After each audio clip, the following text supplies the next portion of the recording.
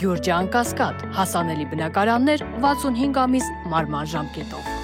Սյունիքի մարզի երկու անչափահաս բնակիչներ մոլորվել են եւ հայտնվել Ադրբեջանի տարածքում։ Ստացված տվյալների համաձայն Սյունիքի մարզի տեղ համայնքի բնակիչներ 2007 եւ 2008 թվականներին ծնված հունիսի 6-ին ժամը 1:20-ի սահմաններում Սյունիքի մարզի Արավուց գյուղի հարակից հատվածում տեղանքում մոլորվելու հետևանքով հայտնվել են Ադրբեջանի տարածքում։ Ձեռնարկում են անհրաժեշտ բոլոր միջոցները քաղաքացիների գտնվելու վայրը պարզելու եւ նրանց անվտանգ վերադարձն ապահովելու ուղղությամբ։ Առաջիկա օրերի ընթացքում բանակցությունների արդյունքում առանցքային հարցերի շուրջ հաջողության չհասնելու պարագայում արցախցիների իրավունքների պաշտպանության խորհուրդը կդադարեցնի քննարկումները Հայաստանի կառավարության հետ եւ կհայտարարի հետագա քայլերի մասին։ Հայտարարությունում շեշտվում է, որ կառավարությունը պատրաստակամություն է հայտնել բնակարանային ծրագրի շրջանակներում քննարկել եւս մի քանի կետեր։ Այնուամենայնիվ ամենակարևոր առաջարկները չեն ընդունվել կառավարության կողմից։ Ռուսաստանի Դաշնային խորհրդի նախագահ Վալենտինա Մատվիենկոյի գլխավորած պատվիրակությունը այցելել է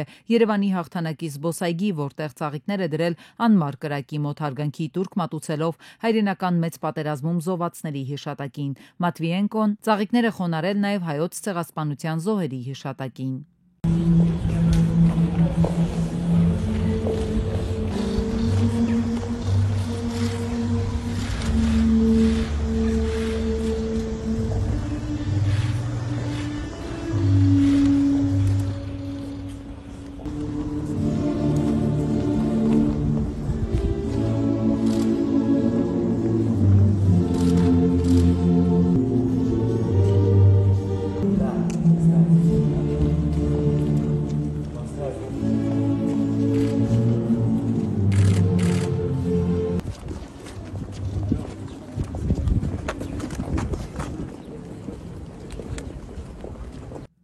Հայաստանի պետական պարտքը 2024-ին կազմել է մոտ 5 տրիլիոն դրամ, այսինքն մոտավորապես 12.8 միլիարդ դոլար, որը համապատասխանում է ՀՆԱ-ի 48.3%-ին։ Խորհրդարանում շարունակվում է 24 թվականի պետական բյուջեի կատարման մասին տարեկան հաշվետվության նախնական քննարկումները։ Հայաստանի ֆինանսների նախարարության տվյալներով հանրապետության պետական բյուջեի կատարումը 24-ի վերջին կազմել է 95.8 եկամուտների եւ 93.9% ծախսերի առումով։ Սովորաբար,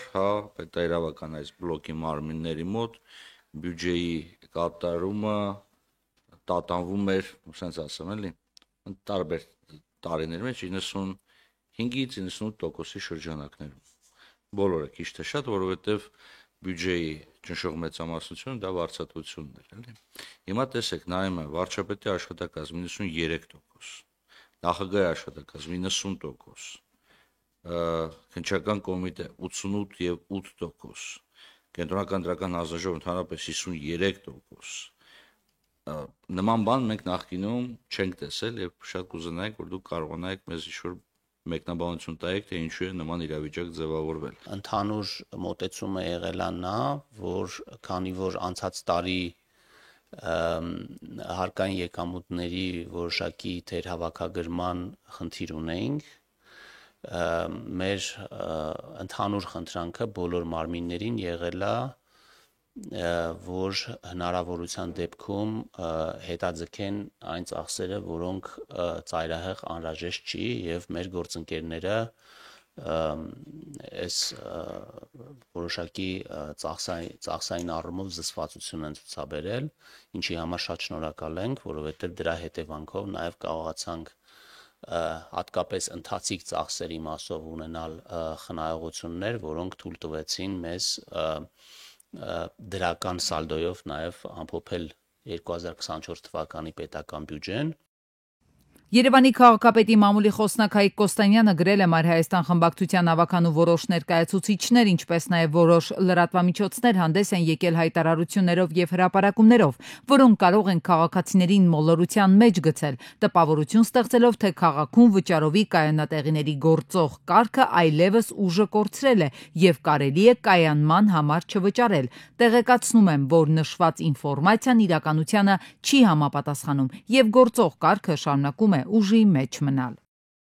Կիևը ենթարկվել է ռուսական զինուժի հրթիռային եւ անօդաչու թռչող սարքերի ինտենսիվ հարձակման, զոհվել է 4, վիրավորվել առնվազն 20 մարդ։ Հարձակմանը ըստ հավաստիացումների մասնակցել են կալիբր թևավոր հրթիռներ եւ կամիկաձե անօդաչու թռչող սարքեր։ ԱԹՍ-ների հարվածներից մեծապես տուժել են Կիևի արևելյան կողմում գտնվող բարձրահասակ շենքերը։ Հրդեհ է բռնկվել։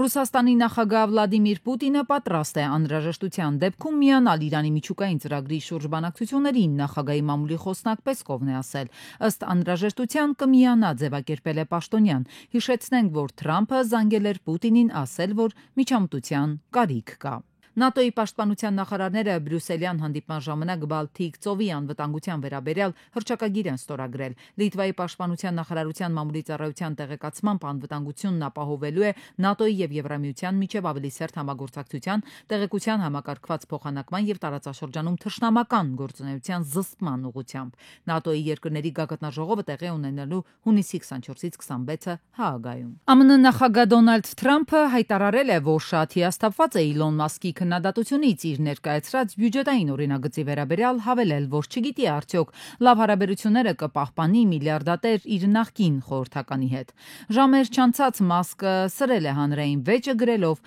«Առանց ինձ Թրամփը կպարտվեր ընտրություններում»։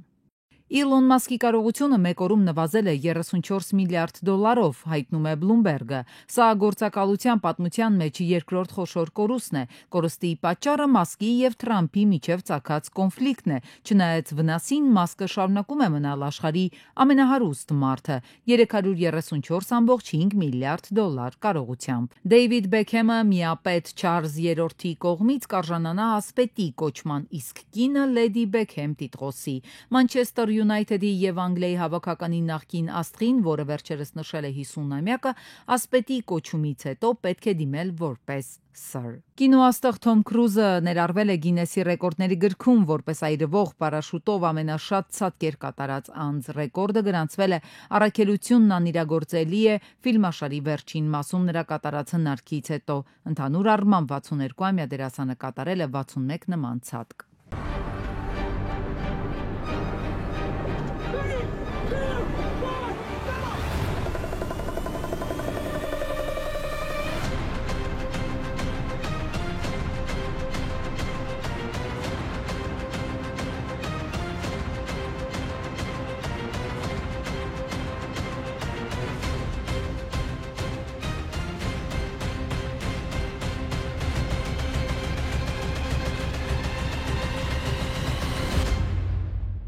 Քլոե Քարդաշյանը կրկին գրավել է նորաձևության սիրահարների ուշադրությունը հայտնվելով սթրինգային ջինսերով, որը վիրուսային միտում է դարձել դեռևս 2021 թվականին։ 40-ամյա հայտնի դերասանուհին Instagram-ում լուսանկարների շարք է հրապարակել մակագրությամբ. «Սա Տեխաս չէ, եթե հասկանում եք, թե ինչ նկատի ունեմ»։ Պատմական ռեկորդ է արձանագրում կրթության նախարարը, նկատում ուսուցիչների վարձատրության համակարգը էական փոխվում է, պնդում է անում, ուսուցիչ կա, մի քանի 100,000 դրամ աշխատավարձ է ստանում։ Մենք այսօր համակարգում ունենք ուսուցիչներ, որոնք ստանում են մինչև 600,000 դրամ աշխատավարձ։ Հրապուրիչ ու գրավիչ է վարձատրության համակարգը ըստ նախարարի, միայն թե պետք է գնալ պետության առաջարկած ճանապարհով, այն է մասնակցություն կամավոր ատեստավորմանը եւ տարակարգի ձեռքբերում։ Ոլորտի փորձագետը սակայն կարծում է, որ հնչեցրած թվերը բացառիկ օրինական են եւ չեն արտացոլում իրականությունը։ Պետք է հասկանալ, ինչքան է ուսուցչի միջին աշխատավարձը եւ դա համեմատենք ուրիշ բնագավառների միջին աշխատավարձի հետ, որպեսզի հասկանանք, թե այդ օրինակները համընդհանուր են, թե ուղղակի եզակի օրինակներ են։ Բոլորին է հայտնի, դա եզակի օրինակներ են։ Բարձր վարձատրություն ստանալու համար մասնագետների խոսքով մեր երկրում ուսուցիչը չարքաշ աշխատանք պիտի կատարի ու մի շարք պահանջներ բավարարի, գերազանց ցուցանիշներ ունենա, թե կամավոր ատեստավորումից, թե տարակարգից, բայց միայն սրանք դեռ բավարար չեն։ Այդ կարող է գոյանալ միայն այն դեպքում, երբ որ ուսուցիչը դրույքից ավելի աշխատում, բնագիտական առարկաների մասնագետ, այսինքն 25% էլ հավելավճար է տեղինք ունի, երբ որ ուսուցիչը ունի ամբողջ այն պարտականությունները, ինչ որ կարող է մանկավարժն ունենալ, դասղեկություն, մեթոդ միավորում եւ այլն, ինչ որ տեղ է նաեւ խմբակներ էլ գուցե, այսինքն ուսուցիչը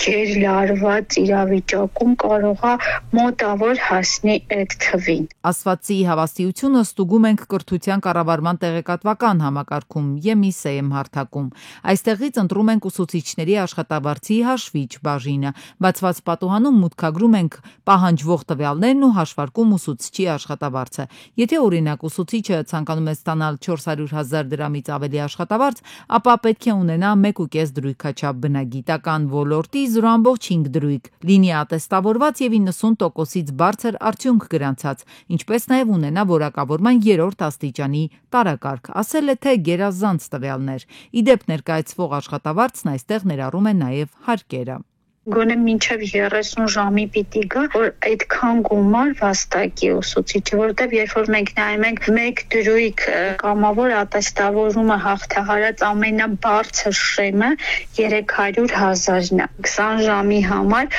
առավելագույնը 300,000 ուսուցիչը կարող է վաստակել։ Դե տեսեք, մինչև 600 հասնելու համար իրեն ինչքան այլ հավելյալ աշխատանքներ են պետք, որոնք որ արդեն ուժասպառ են անում ուսուցիչ։ Կրթության փորձագետն էլ ընդգծում է 600,000 դրամ վարձատրություն ստացող ուսուցիչների թիվը մատների վրա կարելի է հաշվել։ Միաժամանակ հիշեցնում, Հայաստանում ուսուցչի միջին աշխատավարձը դեռ զիջում է հարևան բոլոր երկրների ուսուցիչների վարձատրությանը։ Մենք ուրիշ բաներ ենք մոռանում, էլի ուսուցչի աշխատավարձը դեռ չի խոսում կրթության մակարդակի, կրթության որակի մաս։ Մենք այդ ամբողջը անում ենք ինչի համար, որպեսզի կրթության որակը բարելավի, բարձրանա, բայց մեզ մոտ տեսնում ենք անընդհատ նվազում։ Նույնիսկ աշխատավարձերի վերջի օրինակ 2-3 տարվա ընթացքում գոնե չնչին բարձրացումը ուսուցիչների բնավ չի բերել կրթության որակի բարձրացման։ Թե ուսուցիչների քանի տոկոսն այս ցուցանիշներն ունի դժվար է ասել, փորձագետները սակայն պնդում են, մասնագետների գերակշիռ մասը այսօր չնչին վարձատրությամբ է ապրում,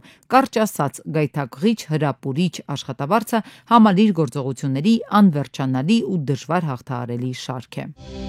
Այս պատմությունը սկսվում է Երևանի Կոմիտասի պողոտայում, բայց այն իրական խնդրի ընդամենը մի փոքրիկ դրվագ է։ Երևանում բնակություն հաստատած օտարերկրյա քաղաքացուն այս պողոտայում վազելով դիմակավորված անձինք են մոտեցել եւ փախցրել նրա դստերը։ Հենց դեպքի օրը Բագրատաշենի սահմանային անցակետում ոստիկանության աշխատակիցները բռնել են օտարերկրացիներին երեխայի հետ։ Ձերբակալվածներից մեկը ըստ ներքին գործերի նախարարության երեխայի մայրն է։ Փաստորեն մայրն ու նրա ամուսինը փորձել են նրան ապօրինաբար դուրս բերել Հայաստանի տարածքից առանց երեխայի հոր համաձայնության։ Ըստ այդ վարկածի աղջնակին փախցրել էր նրա կենսաբանական մայրն իր ներկայիս ամուսնու եւ 2 այլ անձի հետ։ Ավելին, մայրը նույնպես Երևանում բնակություն հաստատած օտարերկրյա քաղաքացի է եւ կասկած կար, որ առևանգողները երեխայի հետ կհատեն պետական սահմանը։ Այս խնդիրը միայն Հայաստանում չէ, որ տարածված է, այն համաշխարհային մարտահրավեր է։ Ընտանեկան վեճը կամ գուցե անձնական վրեժխնդրությունը վերածվում են երեխաների հոգեբանական ահաբեկության եւ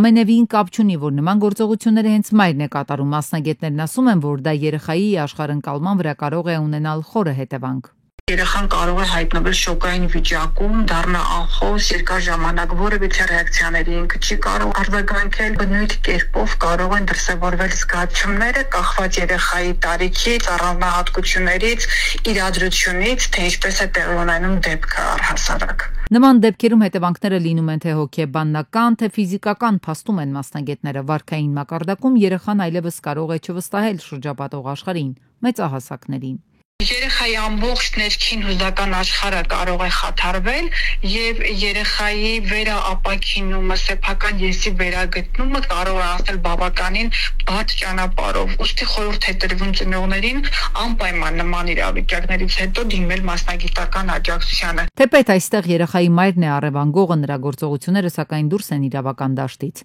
Իրավաբանները հիշեցնում են, մեր օրենսդրությամբ հստակ սահմանվում է, որ անչափահասի առևանգումը համարվում է ծանր հանցագործություն, պատիժը 4-ից 8 տարի ազատազրկում։ Նախ երեխայի առևանգու որպես այսպեսին մենք քրեական օրենսդրությամբ չունենք առանձին որպես հոդված։ Մենք ունենք մաշտուն առևանգել եւ դա քրեական օրենսգրքի 191-րդ հոդվածն է։ Երեխայի նկատմամբ եթե իրականացվում է այդ արարքը, արդեն բնականաբար սանկցիան, այսինքն պատասխանատվությունը ավելի ծանր է լինում։ Մենք չգիտենք ինչպես ճիշտ ամուսնալուծվել եւ ինչպես լուծել երեխաների հետագայի խնամքի եւ հոգատության հարցերը։ Եթե օրինակ չկա թշնամանք ամուսնալուծությունից հետո չկա փոխադարձ վիրավորանք, անտանելիության, հակակրանքի ատելության զգացում, այս հարցերը այսպիսի մակարդակի վրա չեն հասցվում։ Կոմիտասի պողոտայում կատարվածը ըստ մասնագետների եւս մեկ անգամ ցույց տվեց, որ երեխաները պաշտպանվածության կարիք ունեն անգամ սեփական ծնողներից։